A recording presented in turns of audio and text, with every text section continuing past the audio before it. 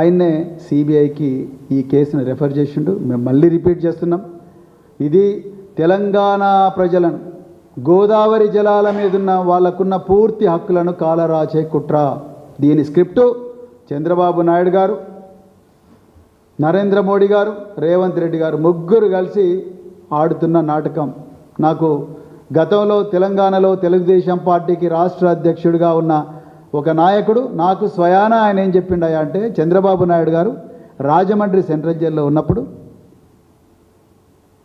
Telugu Desam party అభ్యర్థులను ఇక్కడ పెడదామని చెప్పేసి ఈయన జైలుకు పోతాడు.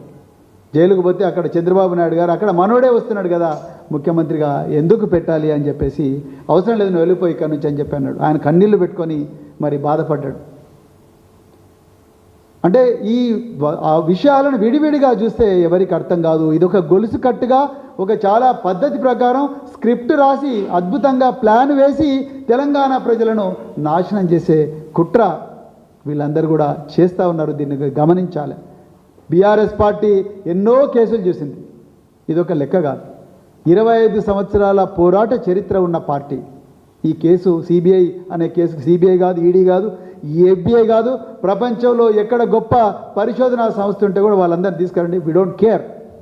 మీరు ఎంత పెద్ద భూతద్దాలు పెట్టినా, టెలిస్కోపులు పెట్టినా, అత్యంత శక్తివంతమైన టెలిస్కోప్ పెట్టినా, మీకు కాళేశ్వరం ప్రాజెక్టులో కనిపించేది ప్రజల ఆనంద బాష్పాలే తప్ప అవినీతి కనిపించదు.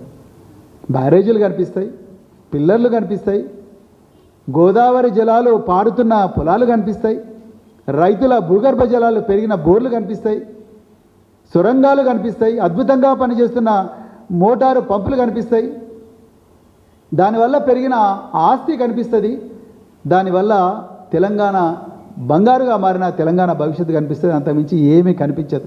ఇలాంటి కేసులు భారతదేశం చాలా చూసింది. ఇవన్నీ కూడా ఆపోజిషన్, వాళ్ళ భాషలోనే చెప్తున్న ఆపోజిషన్ ఎలిమినేషన్ ప్రాసెస్. బీఆర్ఎస్ను నాశనం చేయాలి, కానీ బీఆర్ఎస్ను నాశనం చేయాలని చాలామంది చూసిండ్రు. ఆనాడు దివంగత రాజశేఖర రెడ్డి గారు చూసిండ్రు, దాని తర్వాత నరేంద్ర మోడీ చూసిండ్రు, ఇవన్నీ చూసిండ్రు. ఇవన్నీ బీఆర్ఎస్ను కదిలించలేవని చెప్తూ మరి బీఆర్ఎస్ పార్టీ దీని మీద పోరాడుతుంది. ప్రజలందరూ పాటుంటుంది, ప్రజా సమస్యల మీదనే పోరాడుతుంది, నెరవేరని హామీల మీద పోరాడుతుంది, రేవంత్ రెడ్డి పట్టపగలే చేస్తున్న అవినీతి మీద పోరాడుతుంది, తెలంగాణ ప్రజల భవిష్యత్తు గురించి పోరాడుతుంది, తెలంగాణ ప్రజల హక్కుల గురించి పోరాడుతుంది. ఆంధ్ర పెట్టుబడిదారుల దౌర్జన్యము, దోపిడీ, కుట్రల మీద పోరాడుతుంది. బీజేపీ